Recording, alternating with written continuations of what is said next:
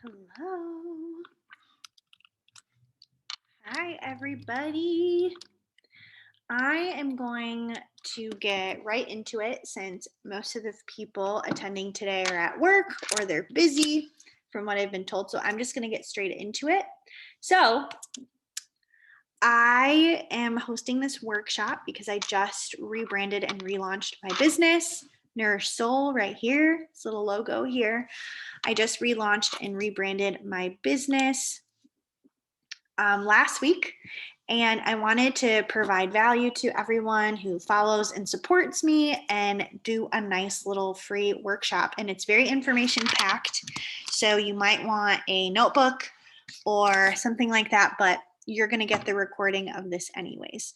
So I let you guys pick what the topic is, and most of you wanted body smart nutrition. So how to reconnect with your body and assess, what you should do about food choices and cravings and large appetites and what have you.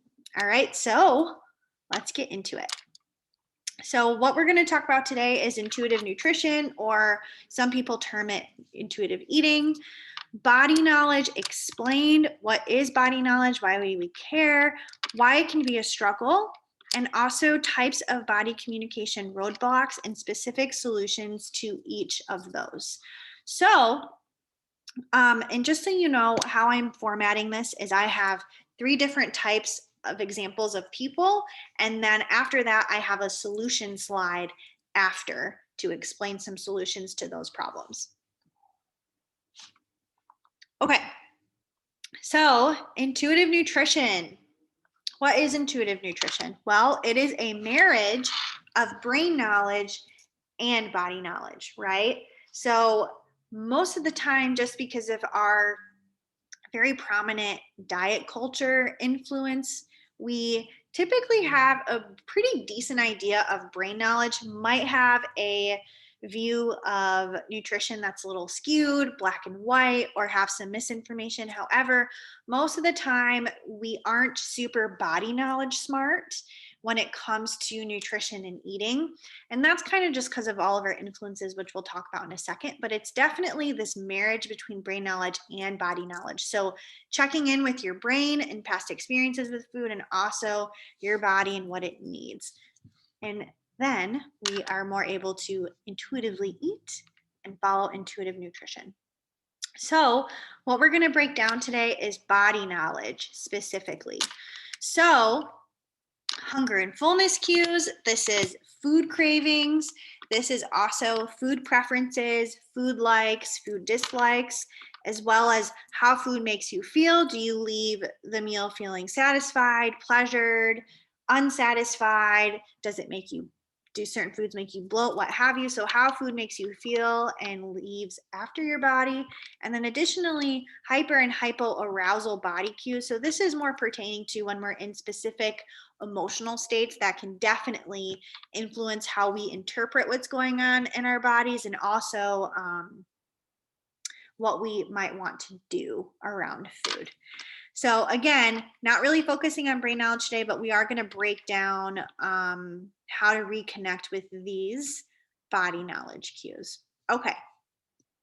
So why is body knowledge a struggle? Well, we definitely have a lot of things working against us, or making it challenging for us. So that would be diet culture. We've got weight stigma here. We've got societal beauty pressures, and this applies to men and women, I will have you know. Toxic health and gym culture, trauma, discrimination, body changes, and additionally, a strong history of dieting and weight cycling. So specifically with diet culture and weight stigma, diet culture is really good at making you focus over here on the brain knowledge that has to do with nutrition and eating, and does a really awesome job at disconnecting you from your body knowledge, right? They recommend you to follow a meal plan or a macro prescription, or they ask you to eat from this food list and not this food list. You follow an app, things like that. So those are all external ways of feeding ourselves and not internal ways. And especially if we have a strong history of dieting and weight cycling, we slowly become more and more disconnected from our bodies and have a hard time reconnecting to the cues and even what we like and dislike. So that's something that definitely makes body knowledge a struggle. Additionally, weight stigma and discrimination also contributes to this because we are sent messaging that something's wrong with our bodies, that we have to control certain things to manipulate and change it, often making it smaller and thin, right? There's this like thin but thick women preference, and then with men it's like this shredded, like, you know, large muscles, although we did have like the dad bod thing. But anyways, and also I want to say here, we're also discriminated in the medical practice here in the United States because we have such a prevalence of weight stigma, even in our medical communities today with the BMI scale and weight. So people can even get messaging that they need to change their bodies and something's wrong with them and they can't trust it, even through who they're receiving healthcare from. Additionally, we have toxic health and gym culture. So gym culture is always wanting you to look, you know, shredded and thin, but thick in the right areas and all of this stuff. Macro counting is really big in gym culture. Again, that's disconnecting you from body knowledge. We have toxic health and wellness culture, which is very much like you have to eat these foods, but these foods are bad. And then you have to buy organic. And you have to, you know, eat a low pH, or not low pH, high pH, or basic, you know, not acidic foods, stuff like that. Body changes. So body changes are very normal, but we live in a society that puts a lot of expectations on us, or we get received that we have to be the same size forever. And there's not really wiggle room for our bodies to change after childbirth, with just general aging of being an adult. And even in our later years, when we get older and we're considered an older adult and elderly. So our society doesn't really have a lot of compassion for changing bodies. So we may interpret that as something's wrong with me, I'm doing something wrong, right? And as a result of that, we might try to manipulate and control other things like food and exercise. We've also got trauma. So trauma and discrimination kind of go hand in hand, but sometimes when we experience traumatic events, we can become disconnected and disassociated with our bodies, or we're in a very like hyper stress state all the time, or we may cycle in a hyper stress state and what have you. So we're not really connected to our bodies, whether that's from a protective point of view or that we've been disconnected for so long. So, and I do want to say here, just keep in mind, there are a lot of things that are making it challenging for you to connect with your body and grow that body knowledge. But just know that it is possible to reconnect and have a greater body knowledge and a better connection with your body and what it's telling you it wants. A classic example is when we're children, we're usually pretty good at that, unless we've had some traumatic experiences. But anyways, just know that it takes a lot of time and practice and patience to regain that body knowledge and get it to a point where you may feel satisfied and both brain and body driven to intuitively nourish yourself. So that's all I want to say here, is that there is a lot working against having a healthy body knowledge of what's going on with us, but also it's not impossible to regrow that and gain that back. And just know that awareness of all of these things that are making it challenging is sometimes the first step to getting better at reconnecting to our cues.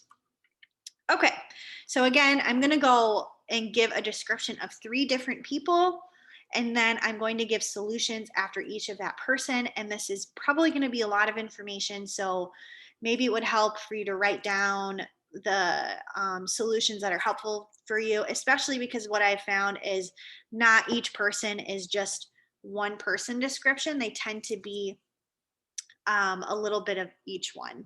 Okay. So this is the person that is unable to connect to their body at all. They're very unsure of hunger, fullness, satisfaction, and even emotional cues. They may not be interested in food anymore. It may not make them excited. They're not really excited to eat anymore. And they might say things like, I never feel that hungry or full, or I eat sometimes because it's time to eat.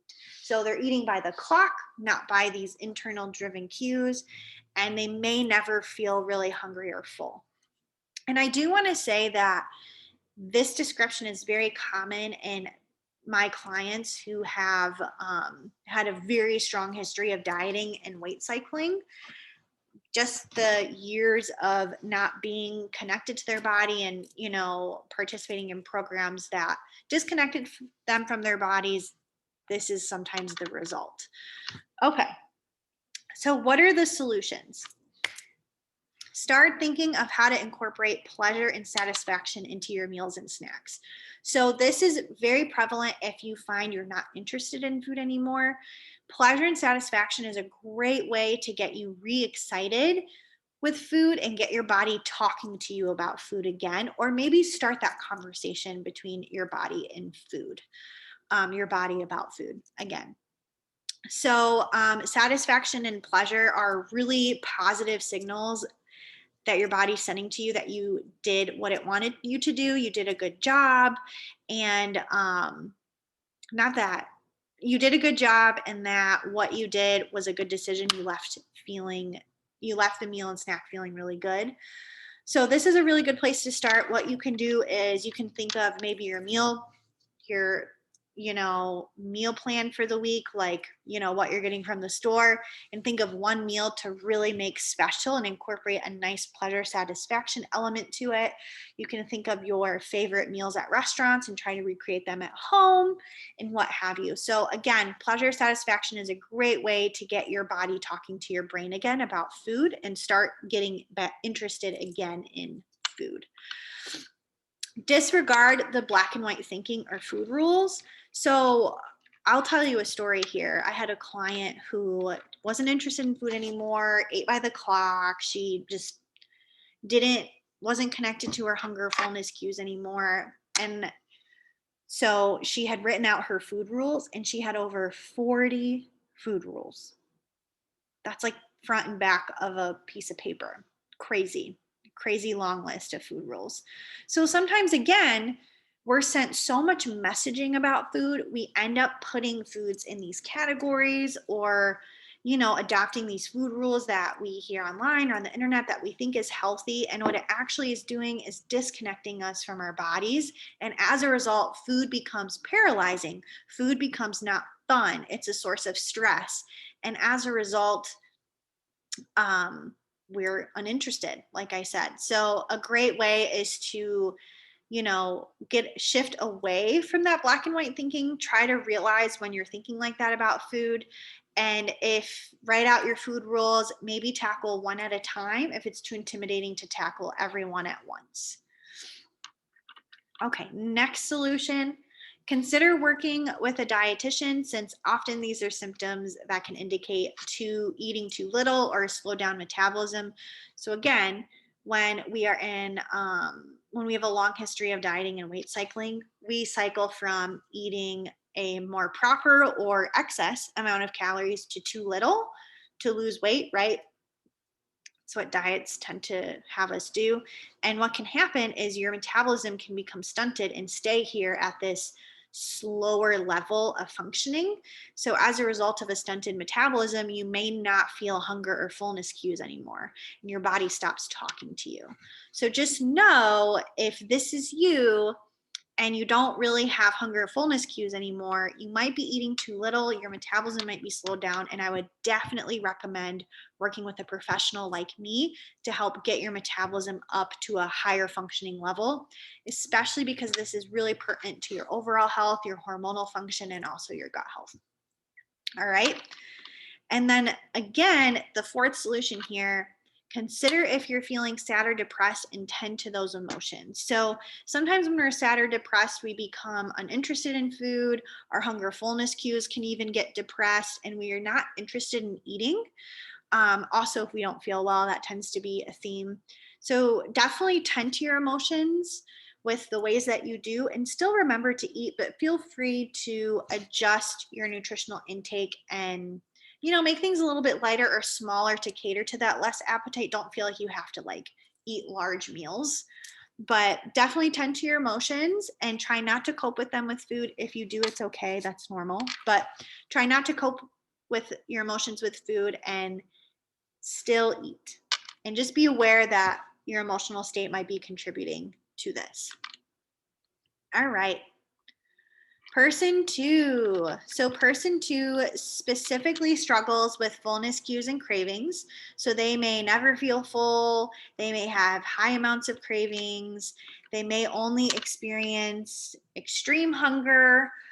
And they also might feel like they're fighting with their body, or they feel guilty for honoring their hunger cue. So that means they're hungry for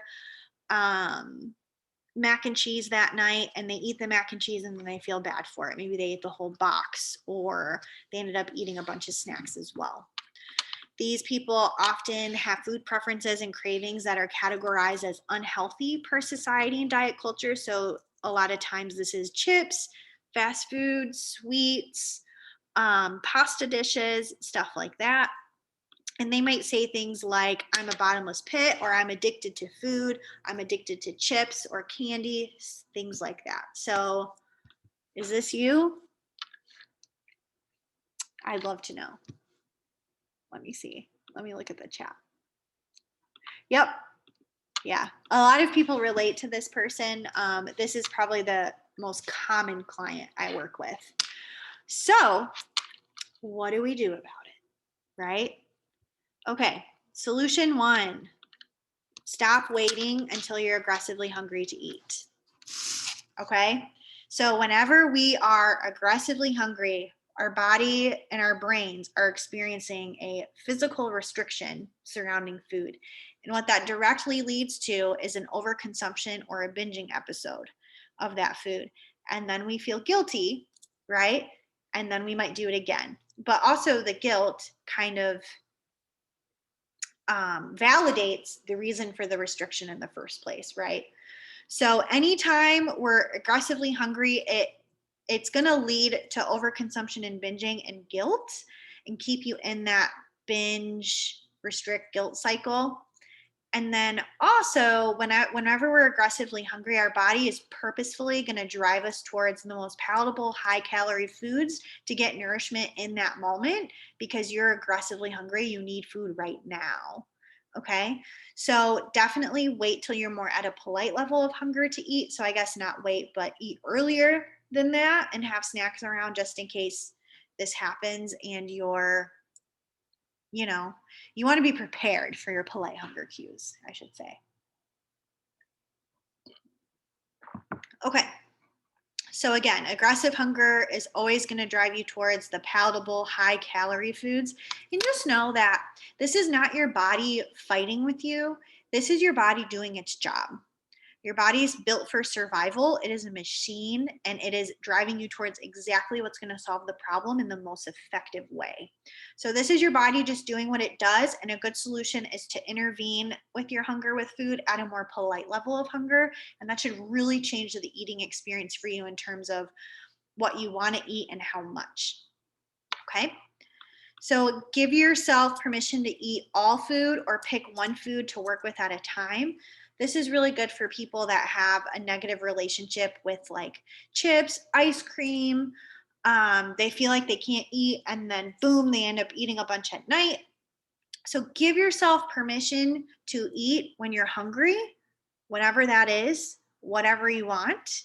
So remove that restriction. And if that feels too scary for you, work with one food at a time, one food restriction at a time. So maybe it's chips, maybe it's ice cream, and you'll be very surprised to find that our body gets habitual with foods and ends up not wanting it anymore. It gets a little disinterested, or we find that we don't really want the portion that we wanted when we were restricting it. You might notice that you're really interested in the food when you first take off the food rule in the restriction, and then it kind of phases out. All right. Refrain from a restriction mindset around food. So that's the black and white thinking, that's the food rules, and judging your own portions and what you're craving. Remove that mindset and remove the judgment, because there's no reason for judgment and shame to be around food in general, especially when it's coming from your own body and what your body's communicating to you. This kind of goes back to how we talked about a physical restriction, or that aggressive hunger can cause a pretty different eating experience of overindulgence and guilt. Mental restriction does the same thing. And that's what this is. That's what black and white thinking is. Food rules, judging the portions, not giving yourself permission to eat. All of these are mental restrictions that definitely need to be removed in order for your body to effectively communicate with you. And also, when we restrict certain things, even if it's mental, we naturally, innately crave that thing. So our bodies are not built to restrict something and place rules around something that we need for survival. So that really needs to be removed and kind of come back to a place of, how is this food going to leave me feeling after the meal? And that is like a body feeling. That is not a, I feel guilty because I ate this feeling. Okay. Pick one meal or snack to slow down and mindfully eat without distraction. So no cell phones, no TV, just you and your meal. Smell it, take your time eating it. You don't have to eat it until it's like this mush mess in your mouth, but maybe just one bite at a time. Really enjoy the food, and you might find that you're actually not very into some of the things that you were eating really quickly, or that some of the things that you were eating when you were in an aggressive hunger state. You might find when you start mindfully eating that you slow down and your food preferences and likes might change, and you might find what's satisfying. And then also, this really helps you connect to your fullness cues a little bit better when we slow down.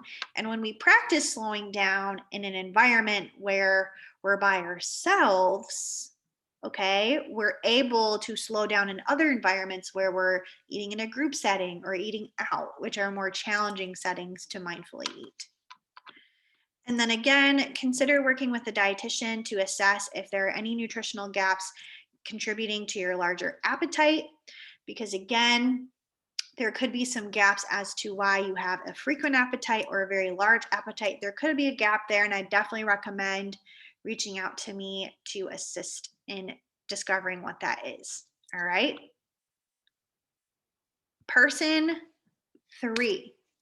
Person 3 doesn't trust their body, doesn't like their body. Food and receiving body cues can be a source of stress for them. They may not be connected to their body or prefer not to be connected to it. And they may view tending to their body as very complex, confusing, and inconvenient.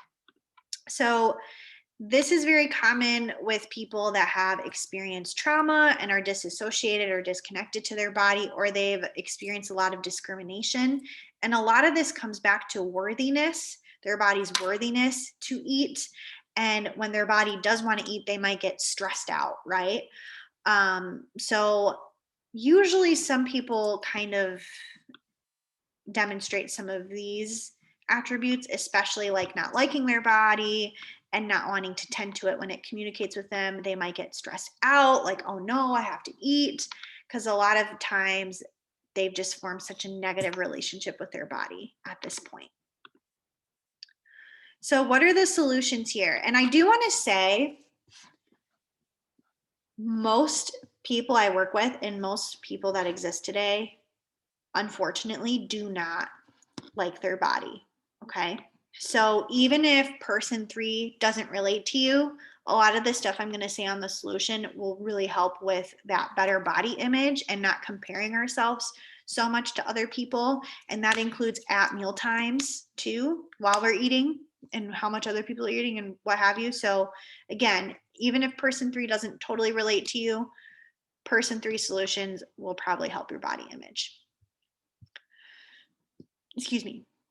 Okay, so if you're tracking calories or wanting to track what you're eating, or you're doing it obsessively, I would transition to a food journal that also assesses your hunger and fullness cues as well as your mood. So kind of move to that transition. And additionally, gratitude. So talk about things you like about your body. Talk about things that you like about yourself as a being, as a person. Because remember, this body changes our whole lives. And also, we don't have control over the meat suit that God or the divine or whatever has gifted us, right? We don't have control over that. So definitely give yourself gratitude to who you are as a person, because your confidence and how you feel about yourself matters way more than what you look like. That's just the reality, whether or not we're conditioned to that. So start a gratitude journal for yourself. And again, some of us have had so much conditioning that we shouldn't like our bodies, and also body positivity can be very challenging for us. So body respect and body respect practices are a great place to start if you're in a position where body positivity sounds like weird and foreign and just doesn't make sense in your brain. Body respect is a great place to start. So this is nourishment as self-care, eating because it's good for you and you deserve it, and your body's always deserving of food no matter what. Moving in a way that feels really good. So this isn't going to a cardio gym class that you feel like you have to go to because you're supposed to exercise and burn calories and sweat. This is movement in all ways. Going for a walk, taking your dog on a walk. Maybe you do go to the cardio class some days because that's what you really enjoy.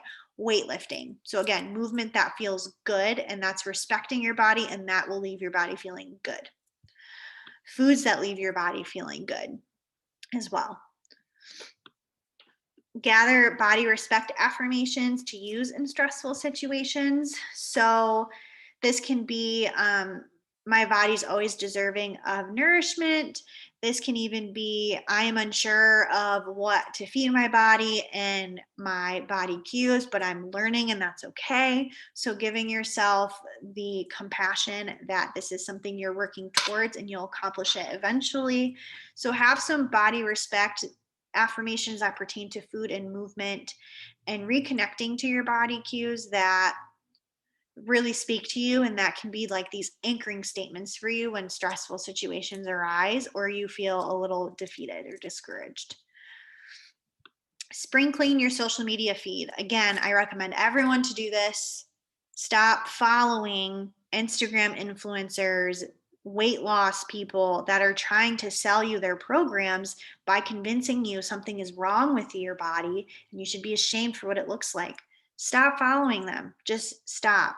That's the great thing about social media, is we do have control over what we see, and you do not have to participate in those people's contents. And something that drives me nuts is when we have thin, like, fitness influencers or even dietitians. I've seen it with even dietitians or fitness people, personal trainers that are selling you their weight loss program when they're in a frame that's always going to be thin and you're not. Do you know what I'm saying? Like, selling you a product that is trying to convince you that you can look like them or you can look super thin or whatever. So yeah, definitely spring clean the social media feed. All right. Follow me, follow other dietitians, other fitness influencers that, adopt a health at every size approach, an intuitive eating approach, an intuitive nutrition approach that is very respectful and cultivates body positivity, but of utmost body respect and authentic health. Okay. Consider working with a dietitian, a therapist, someone to help you with your worthiness and your self-care practices. Dig into your faith and spirituality. This can definitely be an anchor when we're going through rough times. And that's the end of it. That is the end of it. So that was a lot of information. A lot. That was also very valuable. So I hope, you found value out of that. And then now I'm going to go into ways you can stay connected with me and, continue to get valuable content like this and so forth. So follow me on Instagram. My handle is at nourished soul. LLC. So nourished.soul.llc. I also have a free Facebook group called Intuitive Eating and Fitness. And what I'm going to do is in the chat right now, I'm going to drop the link to all of these things. And then you can also add me on Facebook. I post, if you're not on Instagram, adding me on Facebook is a good thing because I often repost the same things, but I'm always looking for people to connect with and friends, especially if they find the stuff I post valuable. And please let me know how helpful the workshop was for you. I'd love to hear about your success. Seriously, that is the whole reason why I took the time out of my day to make this and make it super valuable for you. And then I'm just going to talk about my offers for you a little bit further as well. So I would definitely consider signing up for my Nourished Soul program to receive 5% off. So I'm offering an overall discount on all services for the next couple weeks. Well, actually just the next week, to celebrate the relaunch and rebranding of my business. So the Nourished Soul program, what that does is it assists you. I'm your guide in mastering intuitive nutrition, authentic health, and your spirituality to accomplish your healthy higher self. Okay. And then additionally, if you're not really interested in working with me and having that kind of support longer term in a program, I do offer a Nourished Soul Accelerator Day where you can get about 3 months worth of value out of me in one visit, and I'm your support system after that too. So if you're not really interested in a package with a program that's really supportive and definitely gets you to the end of the healthy higher self, there is a shorter term Nourished Soul Accelerator Day.